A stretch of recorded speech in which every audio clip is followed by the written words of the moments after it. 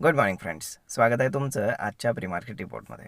तर मग चला सुरुवात करूयात आजच्या प्री मार्केट रिपोर्टला आणि जाणून घेऊयात की आज आपल्या स्टॉक मार्केटमध्ये काय होऊ शकतं ते.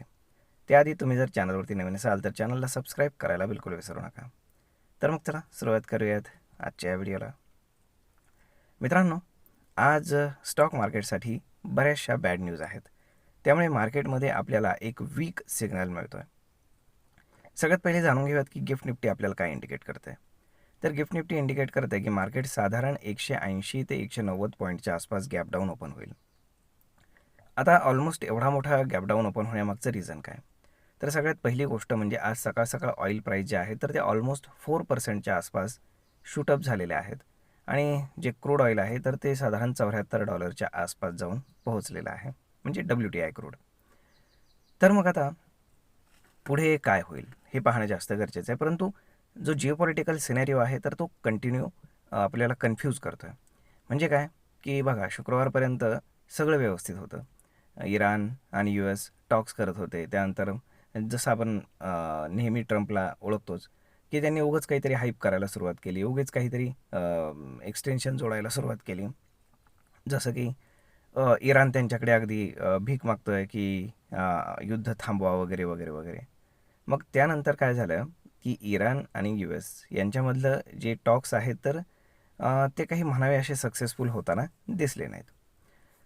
त्यानंतर एक स्ट्रेट ऑफ हॉर्मुझमधनं जे सायप्रसचं जे जहाज जात होतं शनिवारी, तर त्याच्यावरती इराणनं अटॅक केला आणि त्याला सिव्हिअर डॅमेज झालं.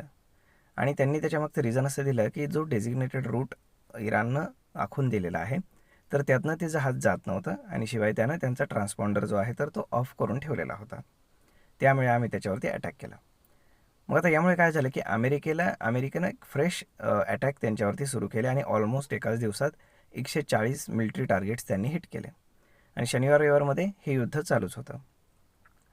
त्यामुळे काय झालं की ऑइल प्राईस जे आहे तर ते इन्क्रीज झालेले आहेत. आणि महत्त्वाची गोष्ट म्हणजे ओमान जो मीडिएटर होता या सगळ्यामध्ये, आणि आजपर्यंत सगळे जे काही बहारीन वगैरे आसपासचे जे काही सौदी अरब वगैरे दुबई हे कंट्रीज आहेत, या ठिकाणी इराण अटॅक करत होता आणि आता शनिवार रविवारमध्ये देखील तिथे अटॅक केलेले आहेत. परंतु ओमानवरती मात्र अटॅक करण्यात आलेला नव्हता, कारण ओमान हा एकच देश असा आहे मिडल ईस्टमधला जो मीडिएट करत होता.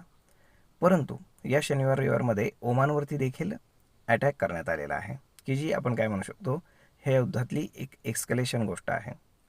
आणि त्यामुळे ओमानचा जो मीडिएटरचा रोल आहे तर तो थोडासा वीक होताना पाहायला मिळतो आहे.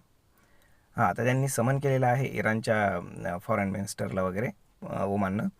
पण झालं काय की ओमानवरती हल्ला करण्यामागचं मेजरली रिझन हेच आहे की ओमान हा स्ट्रेट ऑफ हॉर्मुझच्या अगदी तोंडाशी देश आहे आणि मग इराण त्याला फोर्स करतो आहे की आपण दोघे मिळून तिथनं टोल चार्ज करू. त्यामुळे मग कुठूनही जरी समजा स्ट्रेट ऑफ हॉर्मुझमधनं पास होत असेल एखादा शिप, तरीसुद्धा मग तो टोल हे दोघं मिळून कलेक्ट करतील. परंतु अमेरिका ओमानला प्रेशर करते की असा कुठल्याही प्रकारचा टोल तुम्ही घ्यायचा नाही आहे, नाहीतर मग तुम्ही आमच्याशी काय म्हणू शकतो आपण की युद्ध करायला तयार व्हा. तर मग अशा ह्या सगळ्या गोष्टींमुळे काय होतं की ओमान अगदी मधल्यामध्ये एकदम हे होत चाललेलं आहे, प्रेशर होत चाललेलं आहे. त्यामुळे आता पाहावं लागेल की नक्की काय घडते ते. परंतु आज आता ऑइल प्राईस इन्क्रीज झालेत सडनली, ही गोष्ट ठीक आहे. परंतु आपल्या मार्केटसाठी ते बॅड कधी असेल, जेव्हा ते त्या लेवलला सस्टेन करेल तेव्हा. आणि त्यासाठी आजचा दिवस फार महत्त्वाचा आहे. आज आपल्याला एक गोष्ट पाहावी लागेल, ती म्हणजे आपला इंडियन रुपी. आज जर रुपी चांगल्यापैकी डिप्रिशिएट झाला तर त्याचं रिझन काय असू शकतं? कारण ज्या ऑइल मार्केटिंग कंपनीज आहेत तर त्या आज डॉलर डिमांड करतील. कारण जर आज समजा क्रूड ऑइल वाढू लागले तर ते अजून जर भविष्यामध्ये वाढणार असेल तर ते आजच खूप जास्त प्रमाणामध्ये क्रूड ऑइल परचेस करून ठेवतील, भले त्याच्या डिलिव्हरीज नंतर मिळतील. म्हणजेच काय की आपल्यापेक्षा जास्त माहिती त्या लोकांना आहे ज्यांना तिथनं ते तेल काढून आणायचं आहे. त्यामुळे साहजिकच आहे की जर फार मोठ्या प्रमाणामध्ये जर समजा रुपी डिप्रिशिएट झाला अचानक आणि मार्केट जरी तेवढं पडलं नाही तरीसुद्धा मग आपण म्हणू शकतो की एक रेड सिग्नल आपल्याला मिळालेला आहे. परंतु जर कुठल्याही प्रकारची पॅनिक सिच्युएशन USD INRमध्ये जर आपल्याला पाहायला मिळाली नाही, तर मग आपण म्हणू शकतो की फार जास्त एस्कलेशन होण्याची पॉसिबिलिटी थोडी कमी वाटते. आता जर आपण शुक्रवारचा FIS-DIचा डेटा जर पाहिला तर आपल्याला FIS आणि DIs दोघांनी मिळून 2,000 कोटींचं बाईंग केल्याचं पाहायला मिळतं. त्यामुळे तेवढी एकच पॉझिटिव्ह गोष्ट आहे. अदरवाईज बाकी सगळ्या ऑलमोस्ट निगेटिव्ह गोष्टी आहेत. त्यामुळे आता मार्केट जेव्हा ऑलमोस्ट 200 पॉईंटच्या आसपास गॅप डाऊन ओपन करते तर ऑलमोस्ट 24,000च्या आसपासच मार्केट ओपन करते. त्यामुळे जर बघावं लागेल की सकाळ सकाळ मार्केट 24,000 ब्रेक करून डाऊन साईडला ट्रॅव्हल करतं का.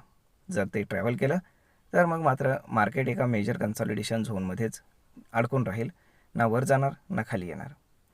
त्यामुळे पाहावं लागेल आता काय घडतंय ते. होप सो सगळं काही व्यवस्थित व्हावं हीच आपली अपेक्षा. तर मग मित्रांनो, भेटूयात पुढच्या एका नवीन व्हिडिओमध्ये. तोपर्यंत तुम्हाला हा व्हिडिओ, ही माहिती कशी वाटली हे तुम्ही आम्हाला कमेंट करून नक्कीच सांगा.